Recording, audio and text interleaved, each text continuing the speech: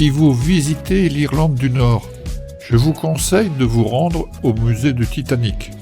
C'est ici que fut construit à quelques encablures le paquebot le Titanic, qui connut un destin funeste lors de son premier voyage vers les États-Unis en 1912. À peu près à 1h20 de Belfast, je me suis rendu à Londonderry, où là, ce ne fut pas la même ambiance, dont certains murs en portent encore la mémoire et les stigmates.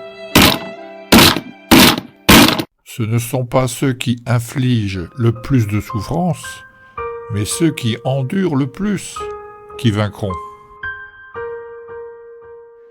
La ségrégation en Irlande du Nord désigne la séparation et les inégalités dans tous les domaines de la vie quotidienne, entre les différentes communautés protestantes et catholiques.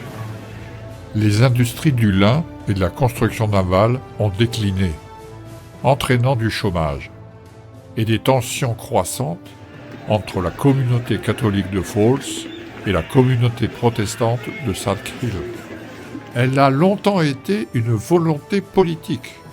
Ce système s'est en effet mis en place et a fonctionné pendant 50 ans, avec une indulgence certaine des gouvernements successifs de forts différends politiques, religieux et ethniques ont opposé la minorité catholique, majoritairement d'origine irlandaise, à la majorité protestante du Royaume-Uni.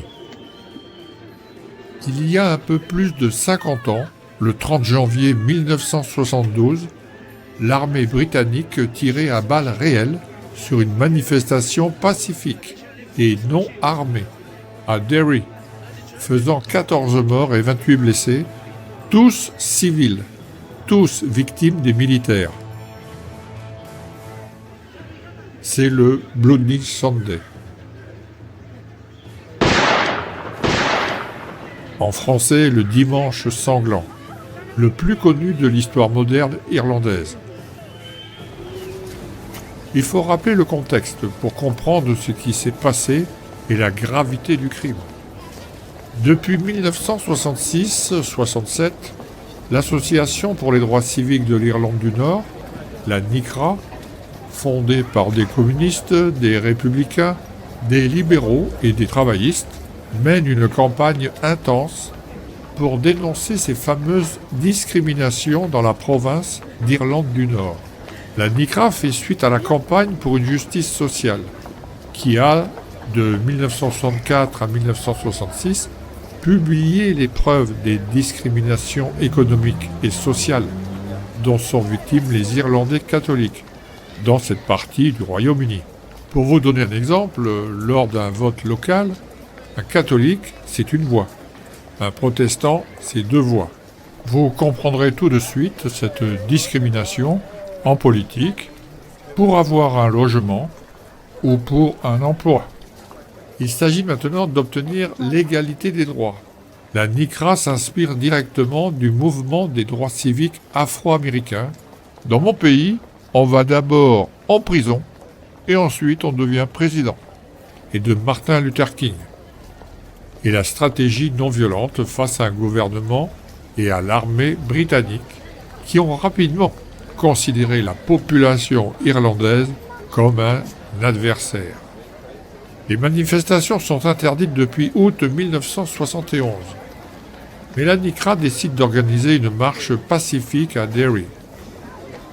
Les représentations de l'IRA provisoire et officielle sont présentes, mais sans armes, comme il a été démontré par toutes les enquêtes. Quelques échanges de pierres, quand même, et de jets de canons à eau. Puis, sans aucune raison, les parachutistes ouvrent le feu et ils abattront 7 adolescents. 6 adultes, un 14e homme décédera 4 mois et demi plus tard de ses blessures. Durant plusieurs dizaines de minutes, des blessés par balles, des personnes renversées par des blindés. L'armée même tirera sur les sauveteurs. John Duddy, 17 ans, abattu d'une balle dans le dos sur le parking des appartements de Rossville. Patrick Joseph Doherty, 31 ans, abattu par derrière alors qu'il tentait de ramper pour se mettre à l'abri sur le parking des appartements de Roseville.